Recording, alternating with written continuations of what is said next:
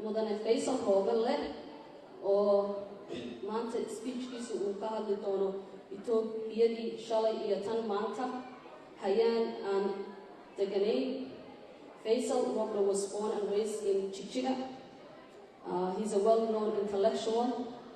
who provided our counselors critical political analysis on Somali politics, history, and society. He's particularly written on center versus periphery issues, Ethiopian colonialism, and the origin of Somali's new federal arrangements. He's the founding member of one of the most respected Somali websites, What Bears News. He's also served a contributing editor for the academic journal entitled The Horn of African Journal. Faisal published countless publications and books, including Looking Backward and Looking Forward, the Ogaden region in the 21st century. His article, including the local and global norms, challenges the Somaliland unilateral secessions, Horn of Africa Journal value. waxaan rabaa inaan igula soo dhaweysaan Professor Faisal Roobelle.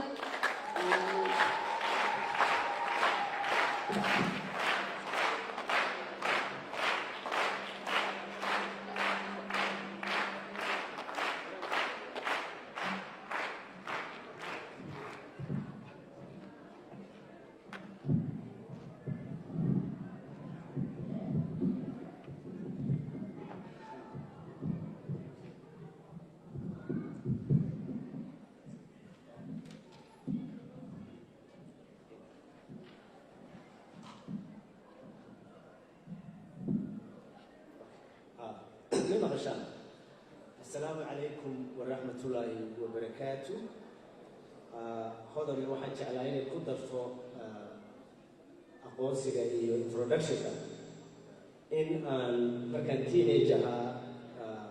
أنا قلت له بيتمشي عن قالي WSLF أساس كذي كل سجال بقول تضبط يحيي تضبط يتضبط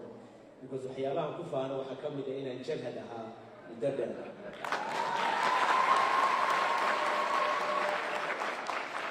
jeclahay waqtiga ugu yar inaan salaamo xogeeyaha Cabdiraxmaan Maadey oo isku jaamacad ahayn shirkii ugu horeeyay ee isugu nimidna uu ahaa baan u malaynayaa 1978 la foole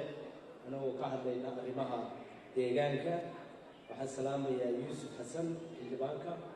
oo runtii nin Soomaaliya iyo Soomaalida ka tilmaaman iyo runtii kani adayga iyo geed adayga jabhadda ONLF kaadrigeeda dadka wax u soo abaabula anigu faith aaminaad baan ku qabaa kani adayga Soomaalidu leedahay markay noqoto waxay xaq u leedahay ONLFna 40 sano ugu dambeeyay ay arrintaas Soomaali ugu kani adeegday baa faith ugu dhalisay inaan rajo goyn intaas waxaan ku dari lahaa mawduuca aan ka hadlayo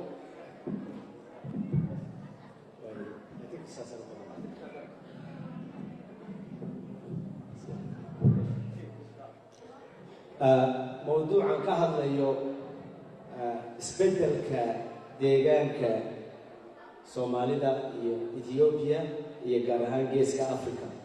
waxaan jeclahay anigu caawa inaan ka mid noqdo dooda ka taagan Ethiopia maadaama xaqa ugu weyn uu inaga maqan yahay dalkaas Ethiopia. warqad aan hadda wado oo rabay inaan ku soo daabaco wardheer ku ismaalma aan fogeyn baa waxaan ugu magac daray Ethnic Strife Scenarios for Disintegration. halganka qoomiyadaha Ethiopia ka socda iyo sida Ethiopia u kala bixi karto wixii suuroobi karo scenarios of disintegration. bal intaanan haddaba 3 scenario ama 3 waji ay Ethiopia yeelan karto meelihii way yeelan karto intaanan idinla qaybsan waxaan jeclahay in aan idin yar xasuusiyo please answer the reason waxaan jeclahay inaan idinla wadaago dadiyowga wax ka qori jiray Ethiopia kuwa ugu facadheer laba arrimood ay kaga dhawaajiyeen John Markakis ninka la yiraahdo oo buug badan ilaa 40 buug ka qoray arrimaha Ethiopia buugiisa ugu dambeeya waxa uu kula talinayaa in Ethiopia ay ka fikirto bal in dadka Soomaaliyeed la sii daayo oo freedom-kooda la siiyo because waana ku soo noqon doonaa arrintaas John waxa uu tilmaamayaa dibta gaadhay labada dhinacba in aan inaba la fududaysan Ed Keller oo isla niman saaxiibnahay ah qayb libaaxna ka qaatay markii xilligii Malas ay dawladda Ethiopia isku dayday in ONLF lagu daro liiska argagixisada ninkii congressional hearing ka qayb galay waxa isaguna wuxuu tilmaamayaa Soomaalidu inaanay Ethiopia aad u dhexgelin therefore ay dib yar tahay in xaalka Soomaalida la dhameeyo Herman Cohen anagii Hamzi iyo ugaas waa u joognay shir aan ku qabanay magacii Hassan Herman Cohen waa ninkii TPLF ka xukuumadda gacanta u geliyay waxa uu yiri hadii xagga Suudaanta South-ka laga sii deynayay waxa ka hawl yareed xaqna uga lahayd in Soomaali galbeed ama ogaadeenay la sii daayo marka aad ka eegto taariikhda gumaysiga iyo meel kasta macna waxa taa u sheegayaa dadiyowga siyaasadda Ethiopia ee geeska Afrika ka faalooda tiradoodu inay hadda isa soo tarayso una badanaysa dhinaca garwaaqsanaya in qadiyadan Soomaalidu ay gaar tahay kala duwan tahay xilliyaad jirta aan Ethiopia laga hadli jirin qadiyadda Soomaalida laakiin 1968 dood laga qabtay Haile Selassie University Abdulmajid Hussein Allah uu xariistay oo joog ka ahaa hormoodna ka ahaa nin waa la leeyahay Amhara baa qowmiyadaha la ogolaa oo dhan soo tiriyay Oromo, Tigray, Eritrea, Afar reeb qofku meesha fadhiyay ciddii rabta iyo ciddii aan rabin hama qashadu qowmiyad Soomaali leeyahay oo xaqoodu ku maqan yahay Ethiopia baa jira markaas ugu horeysay magaca Soomaali meel official oo dood Ethiopia lagu hayo laga soo sheegay maantana liyo ama palaska madaxtooyada uu abihi fadhiyo baa qadiyadda Soomaalidu dhex taala marka qadiyad fudud maaha qadiyad laga adkaaday maaha waa qadiyad doodeedu socoto waa qadiyad ONLF ay saxiix la gashay adduunkuna u dhan yahay in qadiyadaas sida bedeliya lagu dhameeyo maray noqoto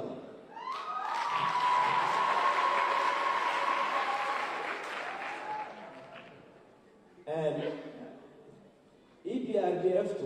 markii ay awoodda qabsatay anigu TPLF ma ilaahdo waxaan kaga duwanahay Soomaalida gaar ahaan kuwa awoodda kililka haysta eedda ma saaro oo kaliya TPLF xulifo EPRDF leeyahay oo kuwa maanta xukuumana ay ka mid ahaayeen kuwa yootagana ay ka mid ahaayeen baa horta arrinteeda gacanta ku hayay waa ku gacan sareeyay TPLF laakiin regime EPRDF leeyahay oo loo dhanaaba meesha ka tiriyay qodobka 9 si cagajiida baa constitution Ethiopia loogu daray waa inaan u fiirsano waa ku jira qodobku laakiin waxa la inoo hordhigay gidaar haddii in aynu afti inta la qaado aynu ku badino gidaar baa la inoo hordhigay adsaabo marka qodobka la geeyo iyo aftiga la geeyo aynaan mari karin marka campaign-ka ONLF iyo dawlad deegaanku waa inuu noqdaa aftida haddii la qaado iyadoo la cuskanayo qodobka 9 provisions-kan ama qawaaniintan la daba dhigay sidii loo ansixin lahaa aftigaa la qaado sidii loo bedeli lahaa oo loo jicin lahaa to liberalize the provisions that are to implement qodobka wixii ka soo baxa waa in dadaalkeeda loo galo runtii Ethiopia kamay seexan habeenna kamay seexan qadiyadda Haile Selassie wuxuu sameeyay wax yaroo la oran jiray ismaamul ama astadaada oo odayada uu ku dhex kala shaqeeyo laakiin wax yaroo koofiyad group loo sameeyo wax koofiyad group loo oran jiray inta xasuusanaysa askar iska dhaliishii ahayd oo laakiin Soomaalida ilaalisa Mengistu Haile Mariam afarta qowmiyadood uu sidii qadiyadooda meel saar Soomaalida kow ka ahayd wakii sameeyay Ogaadeen Rasgas marka maqaalkan soo saari doono 4 maad oo kala duwan baad ku arki doontaan ka ugu horeeya waa kii Hayle Silaase 14 gobol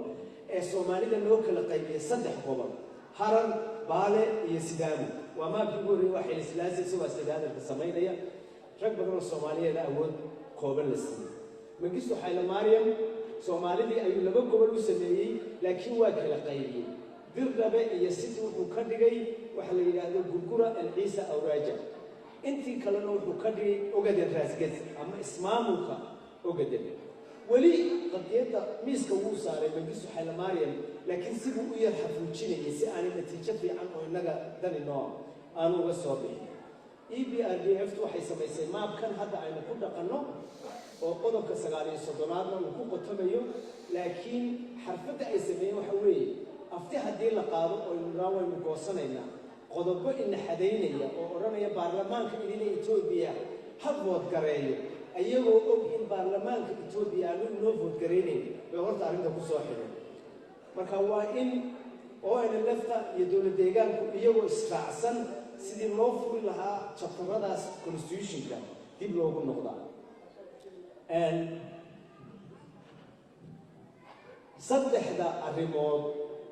ee waqtiga soo socda Ethiopia ka dhici kara waan idinla qaybsanaya because shirkan maanta waxaa loogu magac daray waxa la yiraahdo kala guurka geeska Afrika iyo dhinaca loo shubanayo excuse me please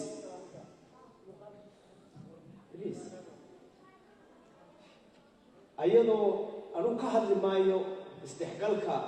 madaxweynaha Soomaaliya Maxamed Cabdullaahi Farmaajo iyo abiy ka hadlaan because fikradeeda waa ka dhigtay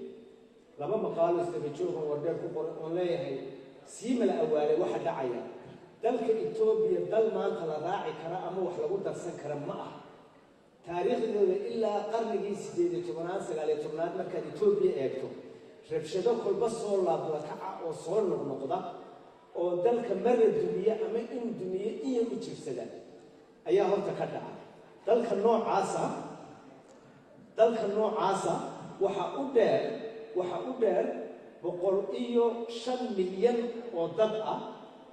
2040gana 20 sano dabadeed Itoobiya ay noqonayso 160 milyan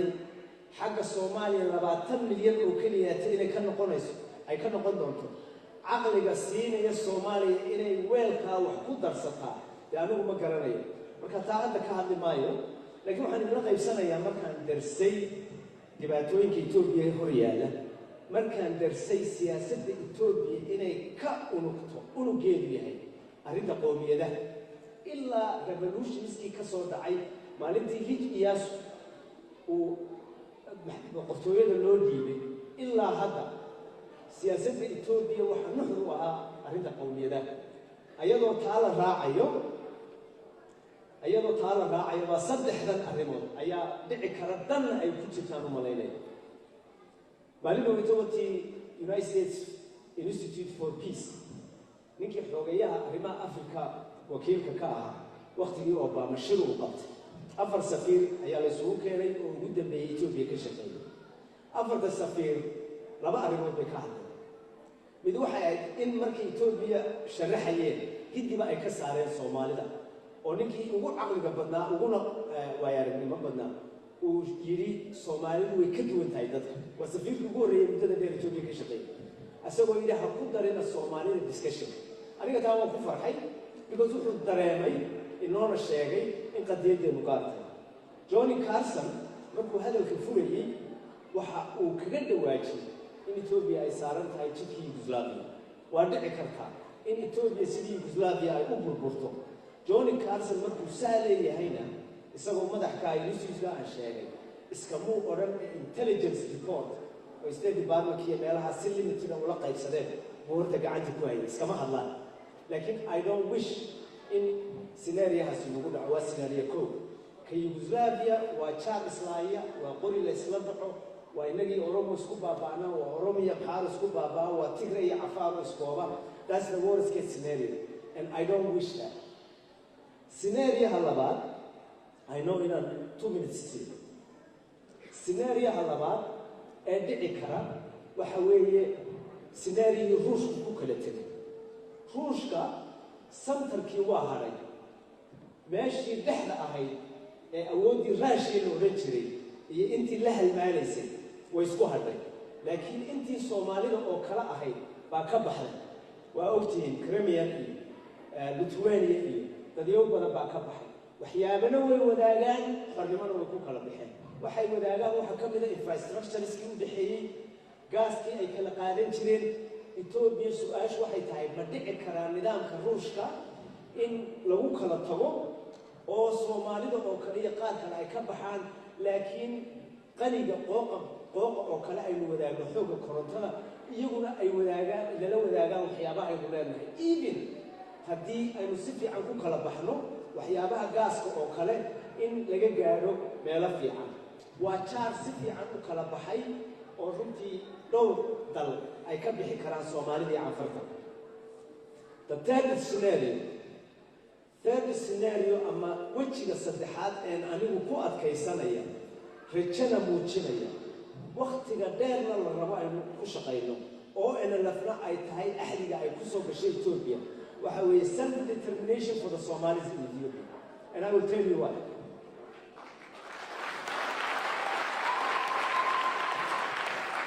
wax kasta oo la qoray ilaa Woodrow Wilson markii qadiyada Balkan qadiyada la yiraahdo nationalism ama wadaniyada adduunyada ay bilaabatay oo 1920 waa markii la noo tashaday in kala qaybiyay labada nin ee adduunka ku kala fogaa waxay ahaayeen Ruush iyo Mareykan Ruushka Lenin ninka la yiraahdo wakiilay Mareykankana Woodrow Wilson baa wakiil ka ahaa qadiyada ay isku raaceen waxa weeye labadooda inay kala fog the right of nations to self-determination. Lenin wuxuu qoray buug la yiraahdo National Question, Remarks on National Question. Fakarkii uu ka qabay Lenin sida xornimada loo siiyo dadweynaha la calaadiyo sida Soomaalida kala. Woodrow Wilson wuxuu qoray the 14 points of self-determination. Inkastay labadaan kala fogaayeen xuquuqda ummadda waa isugu yimaadeen. labada xuquuqood labada fakarba waxa lagu memorialize gareeyay ama lagu maamuusay Article 1 of the United Nations Charter. dadka ummadaha la haystaa in ay xaq u leeyihiin in ay aayahooda ka tashadaan. There is no reason kilku ha dhismo hebel ha qabsado haddii ilaahay ha baxo kan kale ha baxo. There is no reason aqliga ilaahay siiyey iyo adkaysiga Soomaali ahaan aan u leeyahay cidda iga dhaqaajinaysa in aan ka dhaqaaqo xornimadaas iyo xuquuqda buug kasta oo rogto ku qoran dee aqliga ay diiday waxa ii diiday garashada ay diiday. Therefore haddii aynu kaa isku raacnay waa inaynu tala bixinaa. talo waxaynu ku bixinaynaa kow in Ethiopia ay ballaariso waxa la yidhaahdo political space in dad badan ay siyaasadda ka taliyaan in Soomaalidu talo ay ku yeelato in debate-kan I don't marnaba in aan maanta ka hadlo waxyaabaha gaarka iyo Soomaali hays raacdo. That's giving ragga waaweyn ama ila faco oo arrinta yaqaana ka hadlo. waxaan rabaa in Ethiopia dhegta aan guriga warbahashan xuquuqdan aanu sheeganayno si kastaba ha noqotay inaan ka dhaqaaqayn. taas waa kow. talabaad diyaar inaanu u nahay haddaanu Soomaali nahay annagoo haykalada iyo jabhadaha noo dhisan oo heshiiska qaata isticmaalayna fakarka iyaga meel aanu ku soo ururayno taladii aanu la tegi lahay Ethiopia oo dad walaalaynu nahay 200 sano baynu soo riixaynay. We are ready to be friends but at the same time equal friends. Mareykanka waxa jira wax la yiraahdo in qofku uu talad aayihiisa ka tashado individual shakhsi ahaan. innaga oo ethnic ahaan Soomaali ah jaar Ethiopia waxaan aaminsanahay Ethiopia xol lama qabsan karto Soomaaliya kama faa'iideysan karto qaniga dhulka Soomaalida badaha aynu leenahay 260 milyan ee 20 sano isa soo kulaali doona una baahan doona badan. qadiyada the Ogaden question and I always say the Ogaden question. I don't see the Ogaden as a I see it as a land. ayada oo ka faa'iideysanaysa waa ku soo gabagabeynaya Ethiopia Soomaaliya heshiiskii aan lama samaysan karto. Djibouti lama dhaqmi karto for a long period of time haddii aan qadiyada laga heshin. We are the link seriously of ilmahaagii haysto cunaha qabanaya dee jubbaland iyo hargeysiya berbere iyo bosaaso kama shaqaysan karo. Ethiopia waxaa loogu caqli celinayaa brothers baan nahay, we are ready to be brothers, we are ready to remain to be brothers, laakiin equal brothers baan rabnaa. Wassalaamu calaykum waraxmatullahi wabarakatuh.